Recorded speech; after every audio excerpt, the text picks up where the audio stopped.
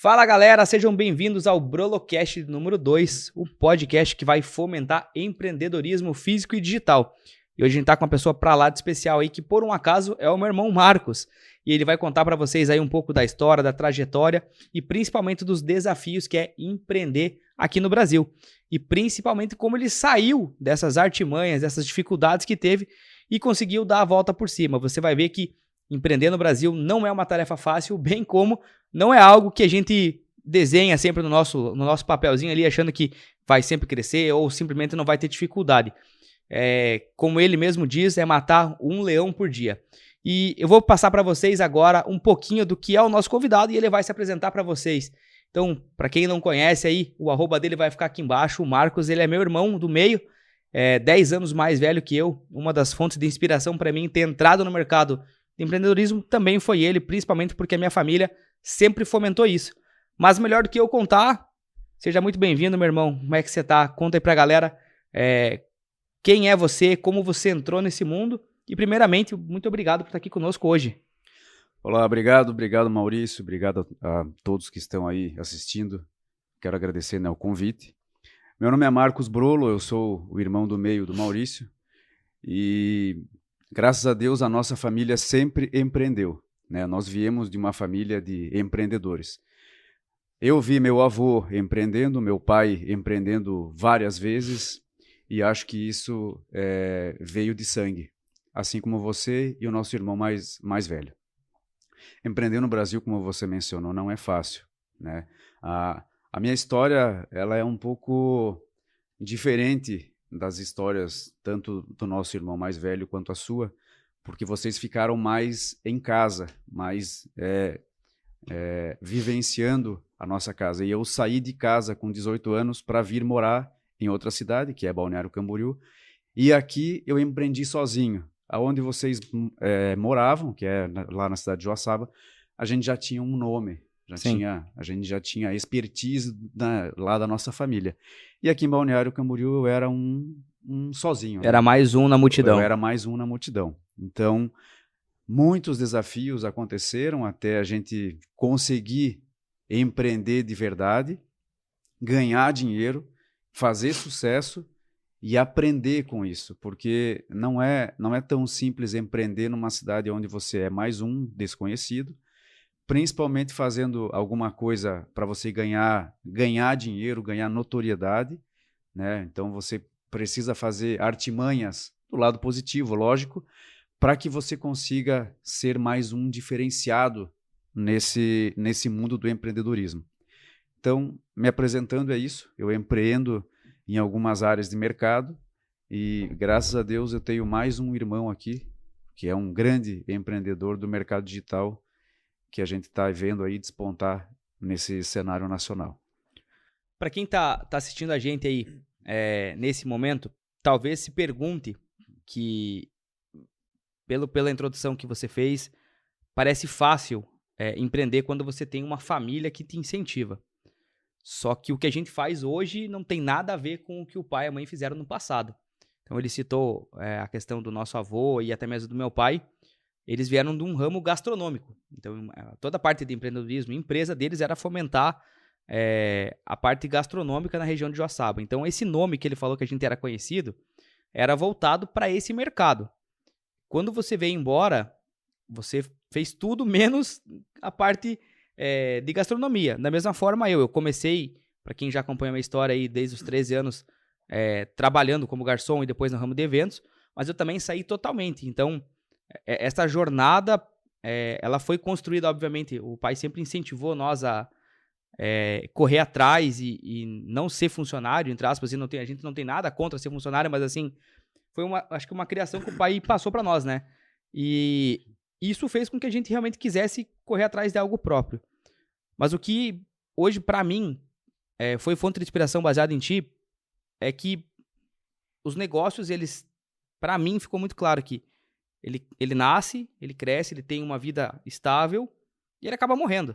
Como qualquer, acho que, negócio na vida. E a capacidade de se reinventar é muito rápida tua. Mas antes da gente chegar nesse ponto, eu queria que você contasse para o pessoal que você veio muito cedo para cá e você não começou empreendendo. Eu lembro que você, inclusive, trabalhou como barman, vendia laranja na rua.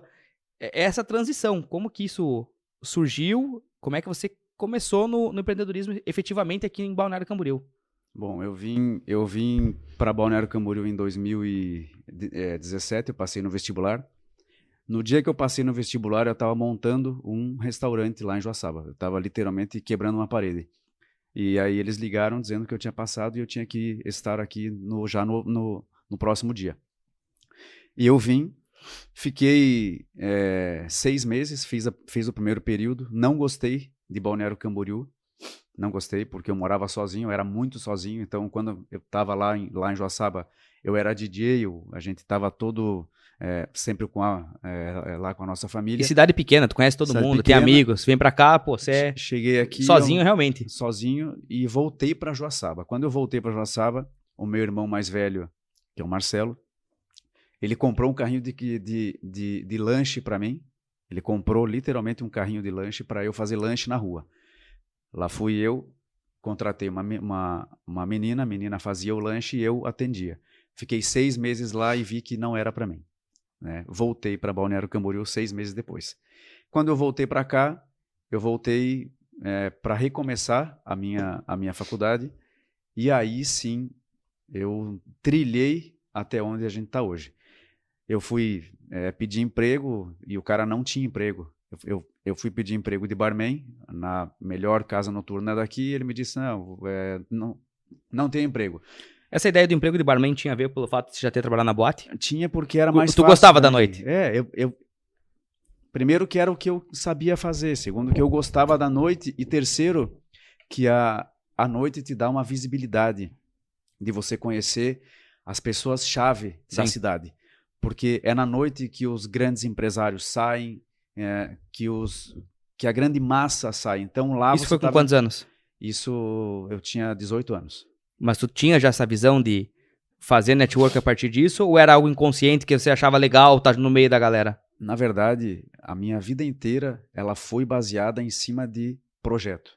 A minha vida inteira, desde que eu era criança, a primeira vez que eu vim para cá, eu olhei uma concessionária de carro, eu voltei para casa, de carro legal assim, né, de carro bonitos, de super carros, eu voltei para casa e montei um projeto para a Canvel, para a Volkswagen daqui, para eles rebaixarem os carros, para eles colocarem rodas mais agressivas, que isso não tinha ainda, para poder você ver o carro de uma maneira diferente, né? Atrair o olhar diferente, de maneira diferente. Então, o consumidor compra pelos olhos. Sim. Bom, enfim, então isso foi. Eu pedi emprego lá, comecei a trabalhar de garçom, depois eu fui trabalhar de barman. Depois de barman, aos 20 anos, eu montei uma empresa de locação, né, de equipamento, onde o nosso pai já tinha lá em Joaçaba. Eu alugava data show, som, microfone, para esse povo fazer evento.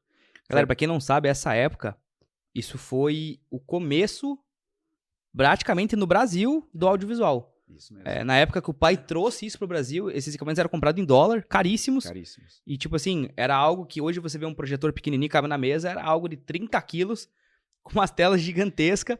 E foi algo que a gente, lá em Joaçaba, olha bem, por isso que a gente fala, porra, o pai foi muito visionário naquela época. Lá em Joaçaba, no interior do estado de Santa Catarina, o cara trouxe uma estrutura gigante e isso veio para Balneário Camboriú e começou, nunca mais parou, né? Foi a primeira empresa de Santa Catarina, aqui na nossa região também, porque o pai teve lá em Joaçaba e eu tive aqui, então a gente meio que dominava toda a nossa região.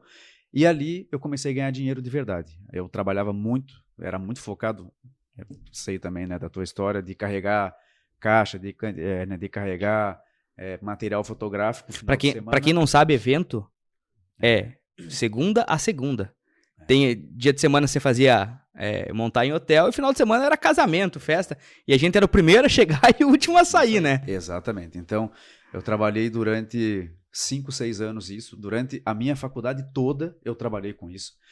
Só que ali me deu uma experiência muito grande e me deu mais ainda. Me abriu muito networking com quem eu queria. Porque ali eu tinha grandes hotéis, os principais daqui, grandes empresas que nós alugávamos e eu só tratava com os donos. Sim. Então, me deu ali uma certa visão empresarial de estar junto com esse nível. Não que um outro nível mais baixo é isso ou aquilo, mas eu estava de igual para igual. E ali me deu muita visão, né, de mercado. E você acha que como que isso impactou, assim, você no sentido de... Eu acredito que você ainda era novo nessa época, e talvez, vamos colocar em média de 25 anos, 26, você ainda não tem aquela visão ampla de negócio. Mas como que isso te impactou no sentido, assim, de pensar, pô, eu posso crescer até lá? Às vezes uma conversa com aquela pessoa, falou, caralho, isso aqui dá pra gente... o meu negócio pode modelar assim, assim, assado, pode expandir o Brasil inteiro. Como é que isso impactou você? Na verdade, desse trabalho ali, eu já via que ele não tinha como crescer, ele não tinha como escalar. Ele ia ficar Porque era ali, operacional. ele ia ficar pro resto da vida. Eu ia alugar telão pro resto da vida para aquelas mesmas pessoas e ponto final. Eu não ia sair dali. E eu estava buscando alguma coisa que eu conseguisse fazer uma empresa escalável. E um belo dia eu estava na minha casa e li uma reportagem de 2 irmãos que faziam camisetas e eles ficaram multimilionários vendendo camiseta. Da noite para o dia, eu mudei meu ramo. Da noite para o dia, foi literalmente da noite para o dia. No outro dia, eu achei uma costureira, comprei tecido e fiz, sei lá, 30 camisetas, 20 camisetas. E comecei a fazer roupa. Eu não sabia, não era um mercado que eu tinha. Mas você não parou a empresa de telão? Parei. Foi nessa época? Foi parar assim, eu simplesmente desliguei a chave. Eu não quero mais carregar a caixa, eu não quero mais... Eu fui igual eu, falou, cara, não quero mais isso. Fim. Eu não quero mais ser aquele cara que carrega a caixa.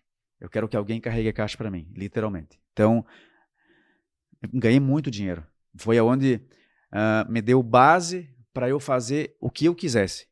Tinha dinheiro no banco, tinha bons carros, então isso para mim foi muito bom porque eu fiz um caixa. Sim. Mas eu não queria mais porque eu queria subir de nível, eu queria ir para o próximo passo. Sim. O empreendedor sempre busca mais, não pelo financeiro, simplesmente pelo empreendimento e pelo empreendedorismo dele. Acho que uma coisa que é importante ressaltar, que talvez não, provavelmente você é muito parecido comigo, é o desafio. É o desafio de começar algo novo e quando você começa algo novo, aquilo vai dar certo. Você tem que fazer dar certo. Porque né? você chegou no topo da cadeia que era a Telão existia. Isso. E aí, então, tipo assim, cara, não é que perde a graça, mas assim, não tem mais aonde ir. E como você falou, financeiramente, aquilo era ótimo. Exatamente. Mas é igual eu parei a fotografia no topo. E aí te perguntar, mas dava pra crescer mais? Dava, talvez mudasse às vezes pra venda de conteúdo, curso. Mas não era mais aquilo que fazia sentido. E daí o cara fala, não, vou buscar outra coisa. E isso eu acho que quando você faz essa mudança brusca, sai de uma coisa pra outra, isso não te assustou? Assustou, claro, porque você ficou dependendo daquilo agora. É que assim, eu não sabia se ia dar certo. Eu simplesmente queria mudar de ramo porque exatamente, isso que eu quero que você tente, até eu mesmo pra entender.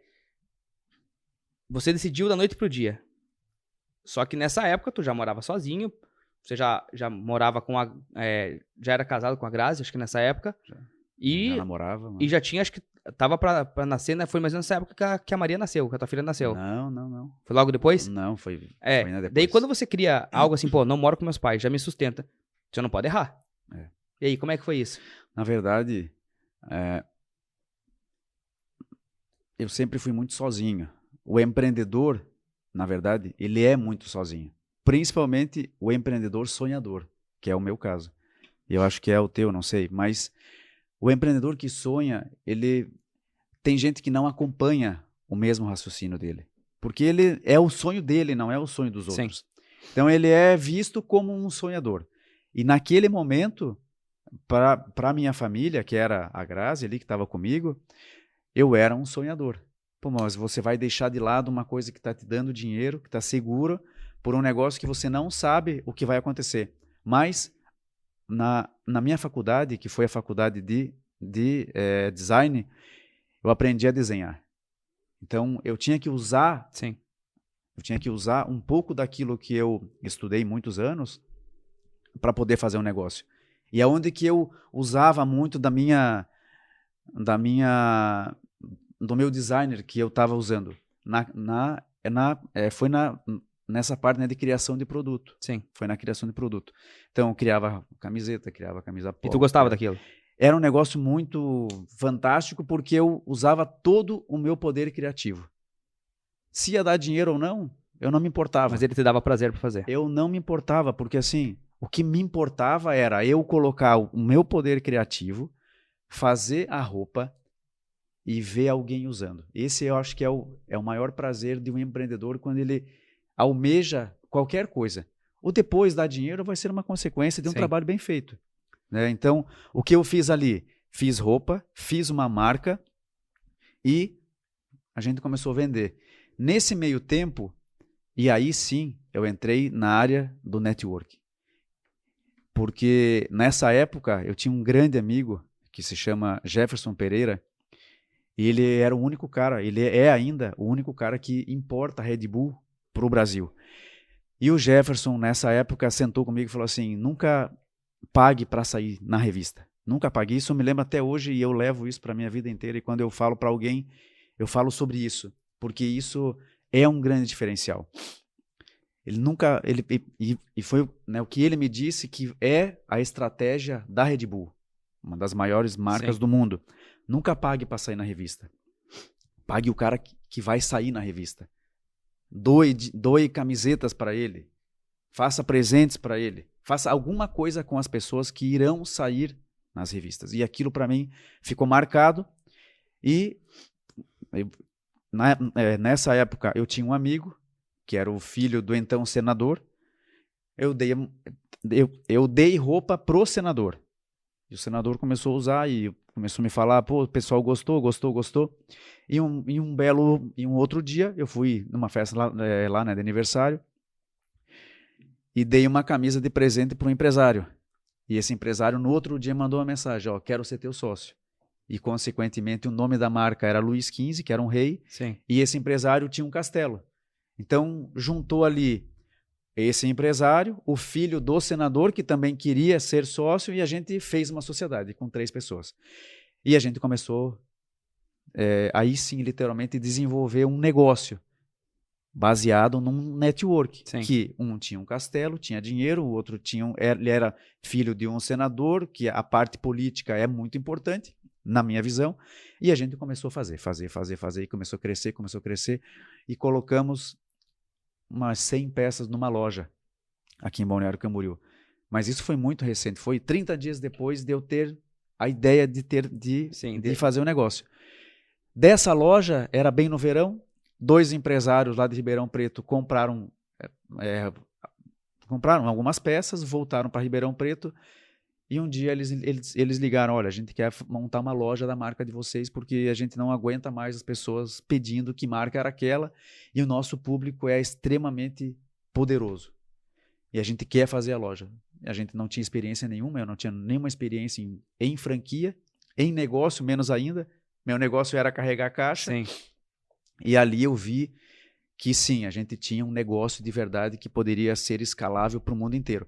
Mas o que mais me fez fazer isso e foi numa viagem, antes de qualquer coisa, foi numa viagem para Nova York, onde eu tinha lido aquela reportagem aqui em Balneário Camboriú antes de ir, e lá em Nova York eu entrei na loja da marca Abercrombie.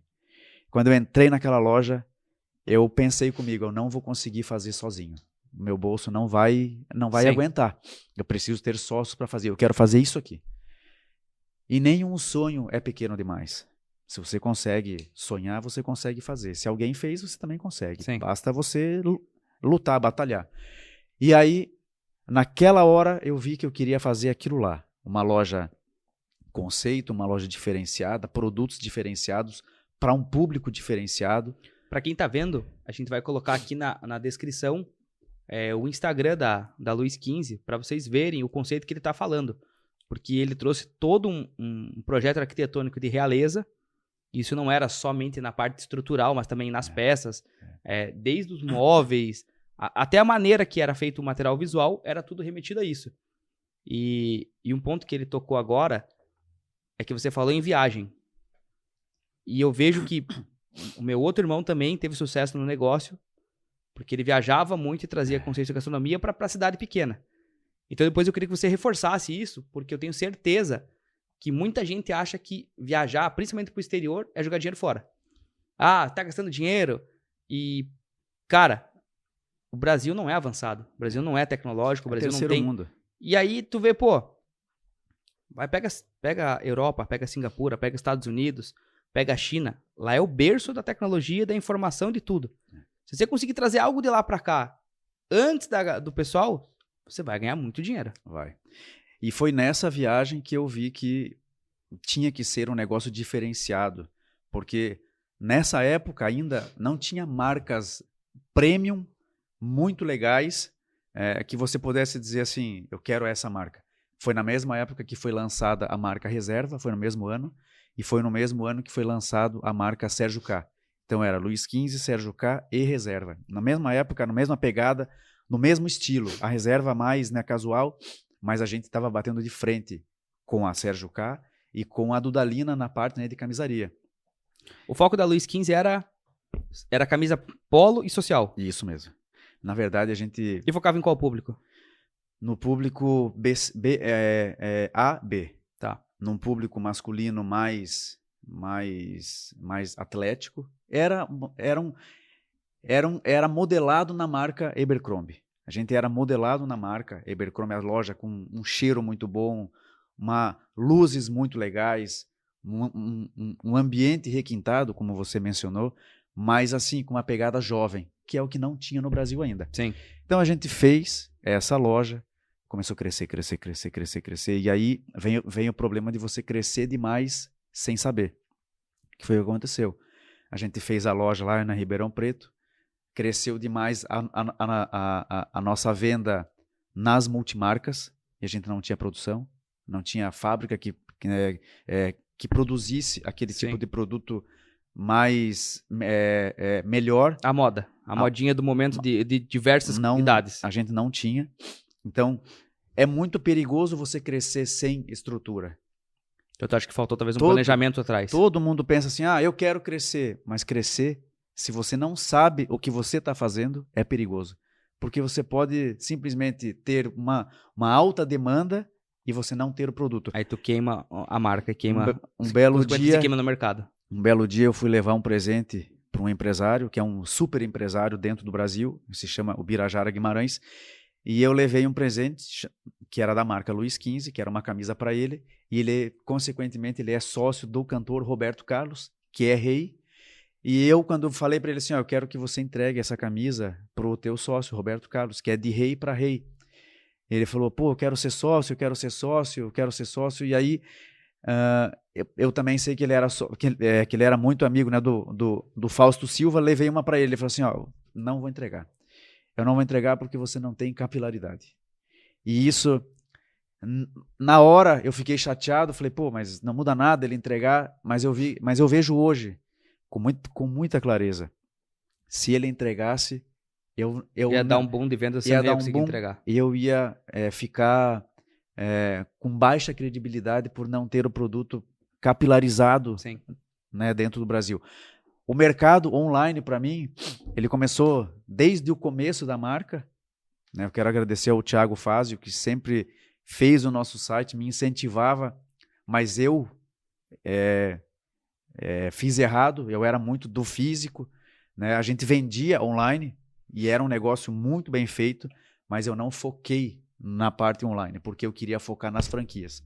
O meu negócio era fazer com que as pessoas tivessem a experiência de entrar numa loja muito bonita com um preço justo. É o mercado americano. Sim. Não adianta ser muito bonito e vai ser caro. Eu não queria isso. Eu queria que fosse bom, bonito e barato. O mercado americano é assim. Tem lojas lindas, produtos ótimos e barato. Veja Cesara. Isso mesmo. Então, eu queria isso. Tanto é que nesse meio, no meio dessa trajetória, um jogador que era o segundo melhor jogador do Brasil, entrou dentro da loja e falou, eu quero comprar fazer uma loja para mim, e consequentemente a gente virou sócio, e a gente montou uma loja aqui em Balneário Camboriú, E no dia que abriu essa loja, me lembro até hoje, era dia 5 de dezembro, nós abrimos essa loja em Balneário Camboriú. Em 30 dias a gente teve 27 pedidos de franquia. Eu tive 27 pedidos de pessoas que queriam franquear, queriam levar a marca para a sua cidade. Mais uma vez eu fiz errado. Eu não estava pronto para franquear.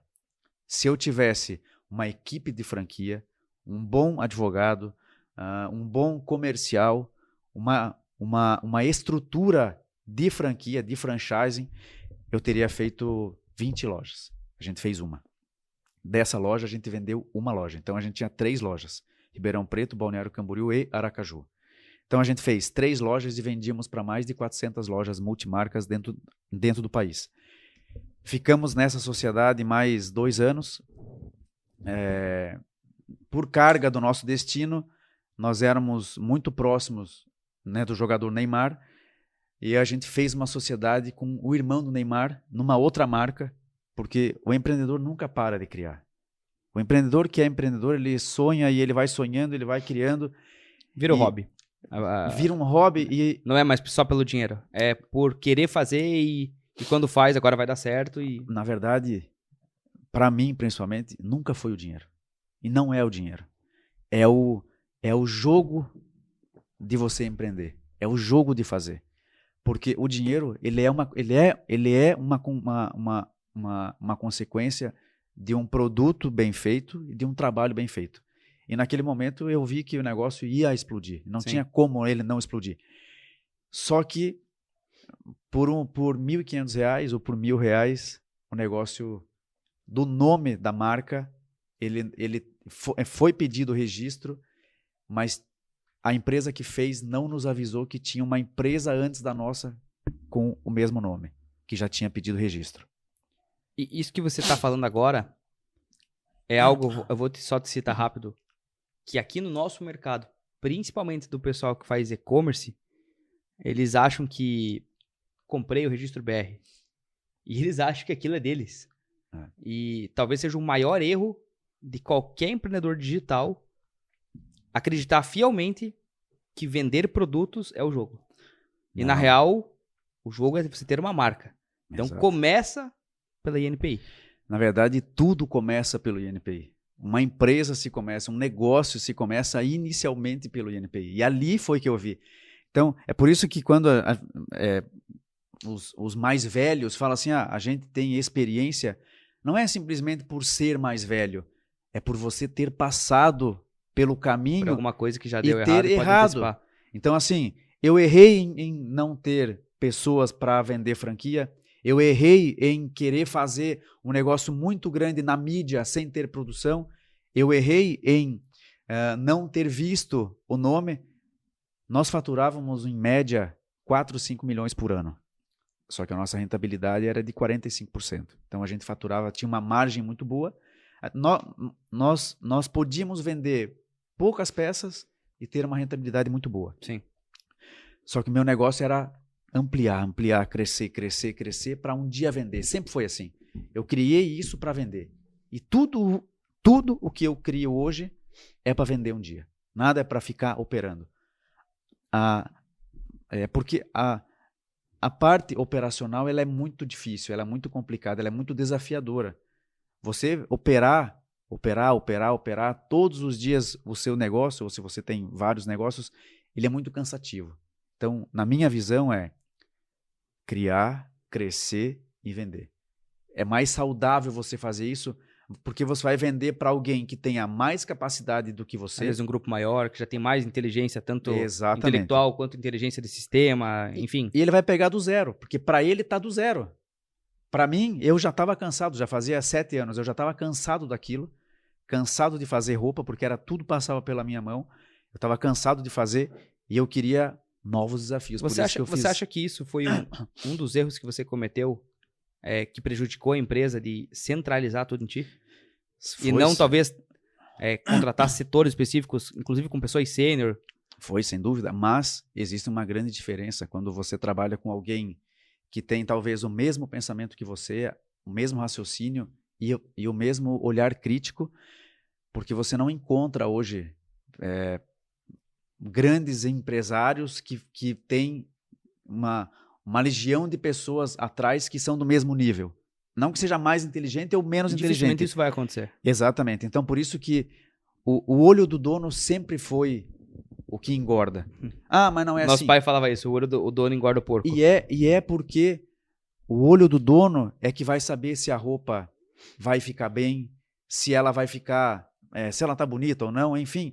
Porque tudo passava. A campanha para você poder vender passava, o marketing passava, a logística passava, a entrega passava, tudo passava por uma pessoa. E isso foi muito cansativo, porque a gente fazia 2 coleções por ano. Então, em 5 anos, eu fiz 10 coleções. Vai ver lá do Dalina, quantas pessoas tem fazendo uma coleção? Tem dezenas de pessoas. E aí não era só coleção, né? Eu lembro que vocês faziam muito evento, participavam, vai ter uma feira não sei onde, tinha lá, era um stand, vai ter torneio de golfe lá não sei onde, tava lá a marca.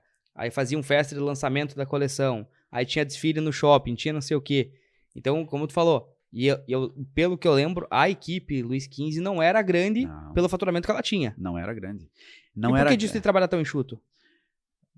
Ter mais controle? Porque era bom porque você tinha controle. Então, primeiro que dentro de uma área têxtil é muito fácil de roubar. Não era só por isso, mas era porque você tinha já as pessoas certas, uma para costurar, uma para bordar, uma para fazer, uma para desenhar, uma para ajudar. E a gente não queria muitas pessoas porque isso ia ficar muito... Você ia criar um monstro. Sim. Né? Então, para nós era mais fácil. E agora você tocou num tema que é também muito importante, que foi a gente estar em lugares onde as outras marcas também estavam, mas em lugares diferenciados. Como nós produzíamos eventos nossos, nós produzíamos festas Isso nossas. veio do conceito da Red Bull também? Foi, claro. Por quê? Porque isso fortalecia o nome da marca, fortalecia você ter mais credibilidade. Teve uma época, nós éramos patrocinadores do Café de la Musique. Na primeira vez a gente foi doar, a gente doou mais de 30 mil reais em roupa. Peguei 3 modelos, vesti elas de um jeito bem sexy, não vulgar, bem sexy.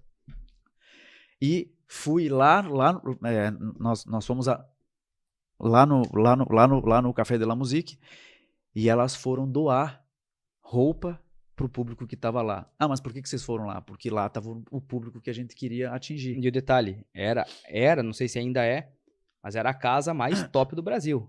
Nós estamos falando da casa na Praia de Jurerê Internacional. Ainda. Que os famosos vêm lá para fechar camarote, porque é a balada top. Lá a gente tinha, nesse dia, tinha o Xuxa, que era o medalhista,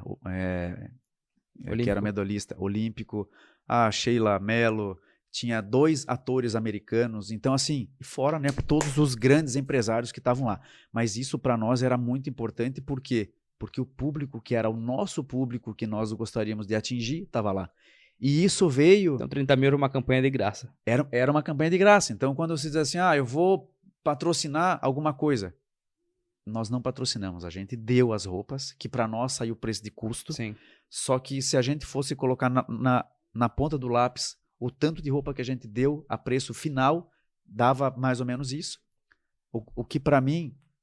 Meus sócios nunca falaram nada, graças a Deus eu tive sócios que sempre disseram, nós estamos firmes. Então, para mim foi assim, eu sabia aonde eu queria ir, sabia como ir, mas às vezes eu também errava por não saber se estava certo ou não. Então, ali faltou talvez alguém com mais experiência da área para dizer, olha, se você crescer demais, você não vai ter produto. Se você crescer demais, você não vai fazer isso. Ou fazer aquilo. Mas é assim que se cresce. É assim. É aos trancos e barrancos quando você não falou sabe. Uma coisa que eu acho que é comum em todo o mercado. Bom, tu tá todo dia aí, agora principalmente que a gente tá morando aqui em Balneário, você vê que a gente já passou por um crescimento rápido em vendas online e a gente ficou sem estoque. Então, a gente sempre teve fábricas parceiras e mês de março e abril que a gente explodiu de vender. Simplesmente eu fiquei 20 dias sem produto porque acabou o polietileno na fábrica que atendia a gente. Então, eu acho que o crescimento desencadeado dessa maneira, ele é totalmente prejudicial para o negócio, seja físico ou digital, não importa. E E isso acho que é uma lição para qualquer um que está ouvindo aqui agora, que pensa que expansão é o caminho ideal. Eu concordo, eu acho que toda marca, todo conceito de vendas pensa em crescimento. Só que o crescimento ele tem que ser, no mínimo planejado, básico. Tem que ser sustentável. Porque, cara, a gente vê hoje aqui, vamos dizer que eu dobro minha base de alunos hoje, vamos para 3, 4 mil alunos. A minha equipe não dá conta de dar suporte disso aí. Exatamente. Então o que vai acontecer? Vai ter um monte de gente que vai falar, caralho, Maurício não dá suporte, a gente pede dúvida lá. Então isso acaba fazendo o quê? Queima o nome. E o nome é a tua marca. Exatamente. Então, lá naquele momento, a gente viu que crescer desordenadamente era ruim. E outra, quando você cresce, você precisa de caixa. Sim. Você não cresce sem caixa. Então, por isso que a gente vê aí grandes empresas com dívidas milionárias. Pega o empréstimo em tudo que é lado. Porque você precisa crescer. E naquele momento a gente estava saudável financeiramente, crescendo absurdamente, disputando grandes gôndolas dentro das lojas, das principais lojas. E eu pensei, vou vender. Vou vender, que é a hora de vender. Você nunca vende na baixa. Sim. Você sempre vende na alta. É igual bolsa de valores. Você vai vender na alta para você poder lucrar o máximo possível. E a gente fez uma sociedade com um grande amigo, que é o Marlon Bertol. O Marlon estudou junto com o dono da Coach, coincidentemente. Quando eu falei para ele, vamos vender para a Coach, ele ligou na hora pro Alexandre Menegotti. Alexandre, eu tô com essa marca, eu tô com esse jeito e coincidentemente, quando é para dar certo ou quando é para dar errado, tudo flui. O cara que era diretor da Triton e da Sommer era de Balneário Camboriú e era o melhor amigo do meu melhor amigo. E esse cara já conhecia a nossa marca e o dono da Coach ventilou com ele e ele falou na hora, compra porque é um baita de um bom negócio. E a gente ficou uma semana negociando, fechamos o negócio e aí vem um grande, gigante aprendizado para todos vocês. O INPI não estava correto. Por conta de R$1.000.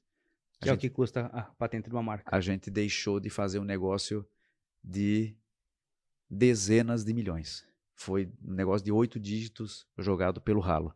Então eu perdi essa venda. Né? O fato de você estar junto com os caras, né? Exato. E eu ia ficar com 10%. Então nós perdemos a venda para a Coach. Depois a gente foi vender para os 2 representantes master do grupo La Moda, que faturavam aí seus 10 milhões cada um, né, por ano. Eles também queriam vender porque eles só vendiam feminino e eles queriam uma marca masculina e para eles era muito fácil deles introduzir. Sim. Também não deu certo por conta do INPI. Acabamos vendendo para 2 pessoas ruins, 2 pessoas do mal. Essas pessoas simplesmente pegaram toda a empresa e não nos pagaram. E essa foi uma história de grande aprendizado. Primeira coisa, antes de qualquer coisa, registro de marca. Isso você tá vendo, tá Pra quem não sabe, eu também perdi uma marca, tá? É. E hoje, quando aconteceu isso, o Marquinhos ele me falou, cara, você viu o que aconteceu comigo e aconteceu, 2 anos vendendo num e-commerce, a gente cresceu muito e de repente eu recebo uma notificação me dando um prazo de 90 dias para tirar a marca. Tentei recorrer, fiz 1 milhão de argumentação, simplesmente eu tive que trocar o nome da minha empresa. É que quando você não tem isso, mas isso eu só aprendi caindo. Eu só aprendi quando eu estava no fundo do poço. Eu só aprendi quando houve comigo. E aí, você está acompanhando, a gente tem mais uma marca que era para ser um iFood, só que virado para remédio. E essa marca a gente está colidente. Só que essa, graças a Deus, já é nosso, lá o registro. É para ser uma rede de farmácia. Graças a Deus, já é nosso lá o registro, mas tem dois mega gigantes brigando pelo nome. Então a gente está numa briga judicial com 2 gigantes. Um deles fatura aí 3 bilhões por ano e o outro é um governo de uma cidade usando o nome que está registrado no meu nome. Só que agora, eu principalmente tenho que usar muito da minha paciência, da minha inteligência para saber o que fazer com isso. Agora talvez eu vá dar o troco no mercado. Eu já sei que o negócio é meu, mas agora eu tenho que ter sabedoria do que fazer, porque eu tenho 2 gigantes querendo esse nome. E agora eu preciso saber, porque eu estou do outro lado da mesa, o que fazer com isso. Então, para os empreendedores, principalmente digitais, que é o público que talvez assista a isso, se você tem um negócio que vende muito, que escala, e você não tem registro, Você só vende produto. você só vende produto. Isso vai acabar. Você não vende, você nunca vai poder vender o teu negócio. Na real, você nunca vai poder chamar de seu, né? É verdade. Você só vai vender produto pro resto da vida. Então, o grande negócio do empreendedor é isso. É saber aonde ele errou, e tem mais uma coisa que eu aprendi depois de ter ficado sem dinheiro, porque depois disso aconteceram outras coisas, foi que qualquer coisa que dê errado, você precisa reagir rápido. Mas reagir rápido no outro dia. E eu, como a gente tinha caixa, eu fui levando, e fui gastando esse nosso caixa. Tentando recuperar. Tentando recuperar. Então, quando você leva uma rasteira, não fica esperando. Não fica chorando, porque eu chorei, me lamentei, eu choro, até hoje eu choro, eu me pego madrugadas pensando aonde que eu poderia ter mudado, porque ser empreendedor, como eu já falei já, o sonhador ele é sozinho, porque é difícil as pessoas E, na real, acompanharem. Dificilmente você vai ouvir uma história, eu acho que em qualquer mercado, seja Brasil, internacional, é muito difícil você ouvir alguém falar que, não só o fato de quebrar, mas que não caiu, que não teve um problema, que, cara, eu tava bem, de repente fui pro fundo do poço, tive que voltar. A única vantagem de quem já passou pelo fundo do poço é saber que aquilo não dá pra cometer de novo, então você aprende com o erro. E segundo, de lá você não passa, né? Então a tendência daria subir. Mas eu acho que a queda ela é muito brusca pra todo mundo que empreende, porque o risco é teu, né? Hoje eu gosto muito de falar o seguinte, tem 2 tipos de pessoas no Brasil, né? A pessoa que ela busca uma segurança, então ela vai virar funcionário público, vai fazer faculdade para garantir um concurso, ou ser CLT, e não tem problema nenhum nisso, porque ela busca segurança. Agora, quando você olha para o outro lado e fala, eu vou montar uma empresa, eu vou montar um negócio, eu vou empreender em qualquer mercado que seja, tudo que a palavra segurança remete, foge totalmente dessa pessoa. E aí vira você contra você. Na real, você contra um monte de coisa, porque é governo, é imposto, é mão de obra, é trabalho, é matéria-prima, é tudo. E aí, cara, tu começa a ver realmente que, assim, a resiliência, eu acho que é o ponto-chave disso tudo. Porque cair todo mundo vai. Ter altos e baixos, todo mercado vai. Tipo, veja agora, cara, nós passamos aí por Covid e passamos por uma guerra. Quantas empresas estavam saudáveis, quebraram, e era uma coisa que não tá no controle deles. Quer dizer, você não consegue prever isso. Então você tem que ser muito resiliente, cara. Tem que ser muito resiliente. Eu vejo que quando você está lá no fundo do poço, e aí tu mencionou um negócio muito importante, que quando você está subindo, ou quando você está lá no topo, lá no sucesso, vai acontecer um negócio com vocês todos. Quando vocês estiverem faturando alto, vai aparecer um monte de amigos. Quando vocês estiverem muito ricos, vai aparecer os amigos do sucesso. São pessoas que querem subir nas tuas costas e pegar carona no teu sucesso. Isso vai acontecer, aconteceu comigo. E quando você está lá no topo, se você não tiver, e hoje eu vejo isso com mais clareza, os pés no chão para você diferenciar o dinheiro, o sucesso, para você não desvairar, não ficar vaidoso.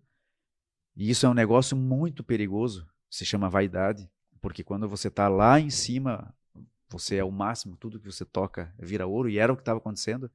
Eu fazia sociedades, fiz sociedades com jogadores, com um cartola do futebol, com qualquer empresário para mim era fácil de chegar, qualquer um. E depois quando você volta para o fundo do poço, que talvez o Papai do Céu diz assim, eu vou te colocar lá embaixo só para você ver como é que é o negócio, como você estava errado. E aí ele te coloca lá no fundo do poço, onde você enxerga realmente quem são as pessoas que estão do seu lado, quem são as pessoas que realmente torcem por você, quem são as pessoas que vão te dar a mão para você subir. Que vão te chamar de sonhador, louco. Que vão te chamar, você não tem isso, você é um desfocado, isso. Mas, quando você está lá, por incrível que pareça, no meu caso, As pessoas mais ricas, os maiores empresários não saíram do meu lado. Muito pelo contrário, eram as pessoas que mais eu tinha as portas abertas ainda. Eu nunca quis pedir emprego para nenhum deles. Meu pai sempre me dizia, vai pedir emprego para fulano, vai pedir emprego para aquele lá. Eu nunca quis emprego de nenhum deles. Porque eu sou um empreendedor, ponto. Eu sou um criador, ponto. O Walt Disney era assim. Morreu fodido, morreu quebrou várias vezes.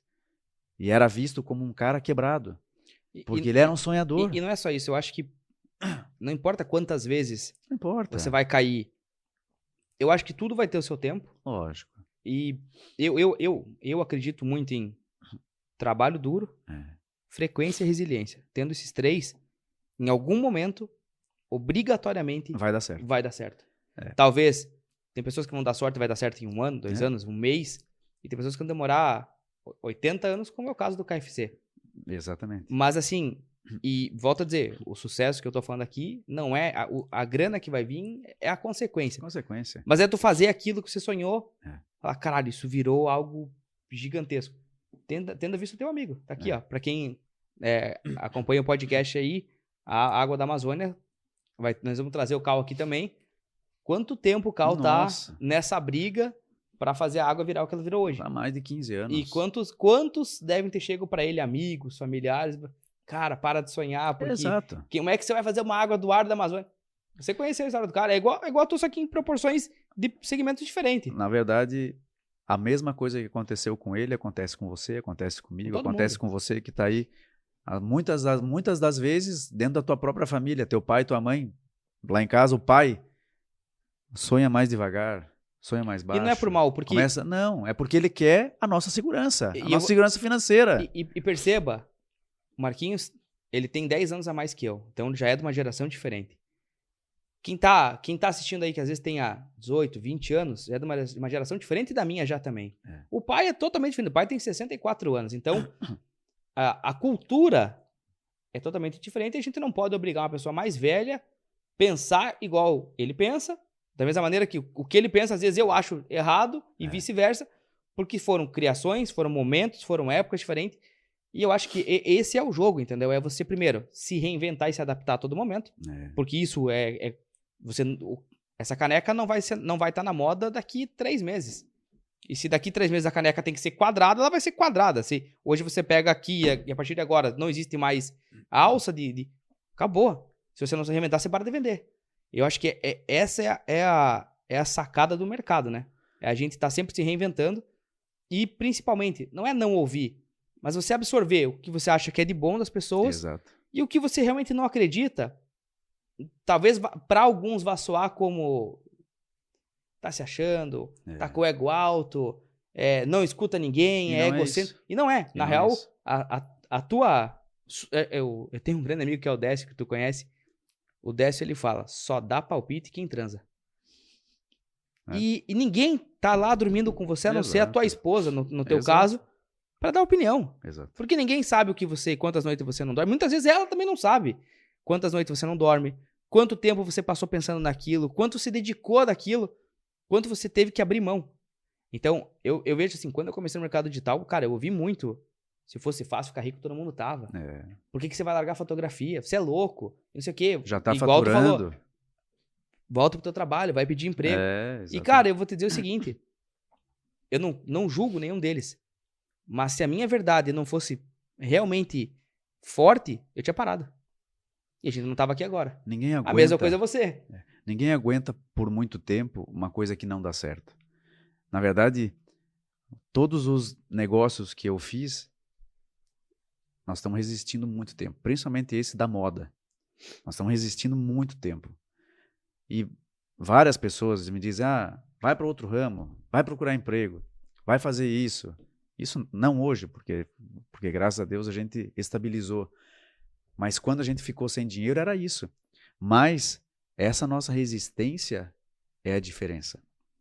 Essa é a grande diferença do empreendedor de início, do mediano e do arrojado demais e daquele que vai simplesmente fazer um grande diferencial, não só para nós aqui, mas dentro do mercado nacional, do mercado lá fora. É o cara que é arrojado. E é só assim, você mencionou o KFC, mas tem vários locais Sim. que o cara tá aqui, mas ele tem negócios no mundo inteiro porque ele ficou lá batalhando, não dormiu. E às vezes, muitas das vezes de verdade, ninguém sabe o que está acontecendo. É só a tua cabeça. Ninguém sabe o que está acontecendo. Então, essa resiliência, essa vontade de fazer, no empreendedor de verdade, ela nunca vai acabar. Nós temos amigos que são 60, 70, 80 anos, que o cara diz assim, ele tem bilhões na conta, e ele está indo trabalhando. Ah, mas por que ele não para? Mas não é o dinheiro. É o fazer. O dinheiro é o de menos, para quem já tem dinheiro. É o de menos. É o jogo. É o jogo de você criar essa caneca e fazer ela ser tomada por milhares de pessoas. É o jogo de fazer essa caneta ir transitar pelo mundo inteiro. Esse é o jogo comercial. É isso que move o empreendedor. É fazer com que essa água chegue na mão dos principais empresários da terra. Esse é o jogo do Cal. E o teu jogo é fazer com que os teus produtos sejam comprados pelo Brasil inteiro. O meu jogo é que tudo que eu faça seja vendido. Então, é assim que faz. E eu vou além.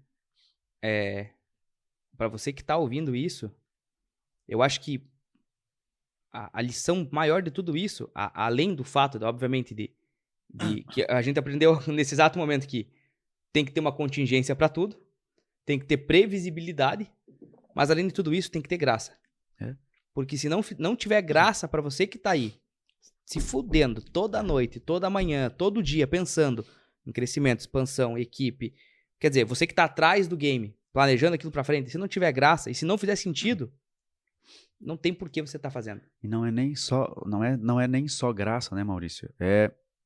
Se não tiver graça, se você não fizer aquilo que você gosta de verdade, aquilo que você ama, não vai pra frente. Eu sei que você gosta muito de estar aqui passando o teu conhecimento para os outros, e se não tiver um item que eu acho que é determinante para qualquer coisa, é o propósito.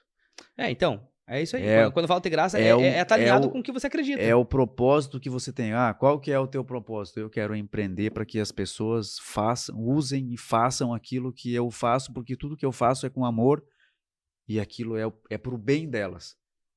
Todos os grandes empreendedores fizeram por um propósito. Todas as grandes histórias que quebraram, que renasceram, que subiram, que deram certo, tem isso.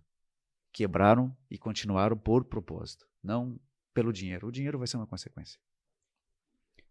Eu acho que ficou muito claro aí para todo mundo que está assistindo esse podcast, que eu acho que hoje o foco vamos falar da vida empresarial. Primeiro, existe uma transformação por trás de tudo. Tudo que você vende para alguém, ela tem uma transformação, seja menor ou seja maior, seja impacto em segurança, em vida, ou até mesmo uma commodity, não importa, ela tem um impacto. E quando você entrega uma transformação para alguém, ela tem que ser real.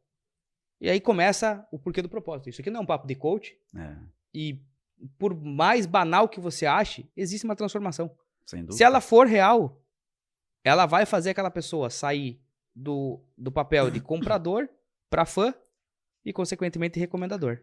Isso é branding. E aí a gente entra num jogo que a gente não vai falar aqui agora para não se estender muito, mas que você também sabe muito bem que é o jogo de gente grande. Que é fazer as pessoas recomendarem a nossa marca, querer estar lá e não mais apenas bater preço. Ninguém quer bater preço aqui. A gente quer realmente que a pessoa queira vir e falar, pô, que legal, essa caneca custa R$40, mas eu vou pagar porque eu quero. Ou no caso, essa água custa €85.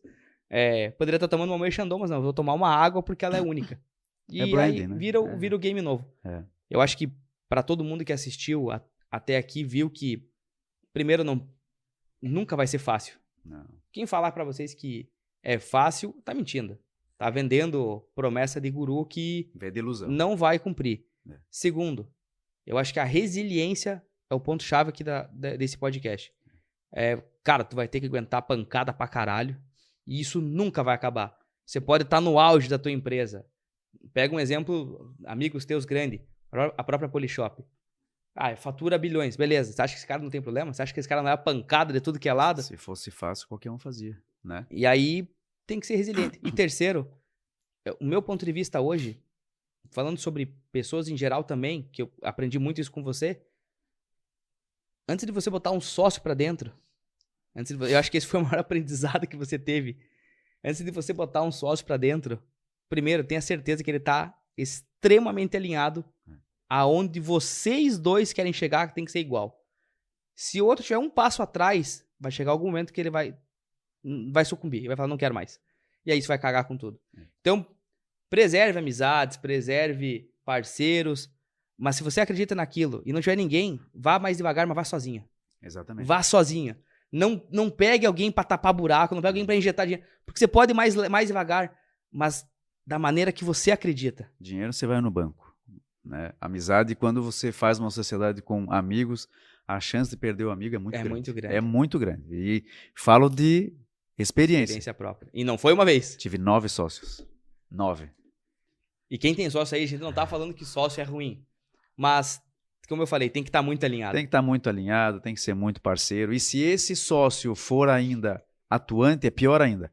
Bom é quando o cara diz assim, ó, eu tenho X%, mas eu não quero fazer nada. Faça lá, pronto, se vira. Faça, se vira. Dá o teu pitaco. Pronto, aí é mais fácil. Porque quando o negócio é do teu sonho, do teu jeito, é difícil alguém ir lá e dizer, faça assim. Pronto, acabou a sociedade. Acabou a sociedade. Acabou a sociedade. Mas sociedade é bom quando os dois estão, como você falou, alinhados. E se complementam. Não tem porquê. Imagina montar uma sociedade com o Marquinhos, se ele faz roupa, eu faço roupa. Não dá certo. Então, eu vendo e ele faz roupa. Exatamente. Casou. Pontos que se complementam. Que precisam, né? Pontos que precisam. Eu acho que deu pra galera pegar um baita conteúdo aí, uma diversidade de informação que a gente não acha muito. A gente vai falar também, numa próxima oportunidade aí, sobre o network, que eu acho que hoje é o teu game-chefe. É onde não é só fazer roupa, é ter pessoas querendo utilizar e não só isso, né? Daquilo se tornou um ecossistema gigantesco que hoje não é só a fábrica de roupa, né? Não. Mas a gente vai voltar com esse assunto também. Desde já agradeço aí a disponibilidade de estar aqui conosco no nosso segundo Brolocast. Vai ficar o arroba dele aí para vocês seguirem, tirar dúvida, ele tá sempre atuante dentro do Instagram principalmente. Então, não hesitem de ir lá perguntar, porque eu tenho certeza que a bagagem que ele tem aí vai ajudar muito, principalmente quem tá começando e tendo dificuldade aí nos primeiros passos, e até mesmo quem tá crescendo. Já viu aí que ele já foi muito grande, caiu por causa de erros, e com certeza hoje não vai mais cometer isso. Então a experiência, ela ajuda nisso. Cara, obrigado pela disponibilidade de estar aí. Apesar de ser meu irmão, ele veio como convidado nosso hoje pela experiência e bagagem que ele tem, e a gente quis realmente trazer esse conteúdo. Então, a palavra é tua. Obrigado a todos. Obrigado, Maurício, pelas palavras. Sabe que todo o carinho que eu tenho por você não é só, né, de irmão, mas como fã do que você está fazendo. E quero agradecer a todos vocês e agradecer você pelo tempo e por por isso que você está fazendo, por essa iniciativa fantástica aqui para vocês, trazendo pessoas de alto nível para todos vocês aí. Aproveitem. Tamo junto, galera. A gente se vê semana que vem no Brolocast número 3 e eu tenho uma surpresa especial nesse novo episódio para vocês. Se vemos lá.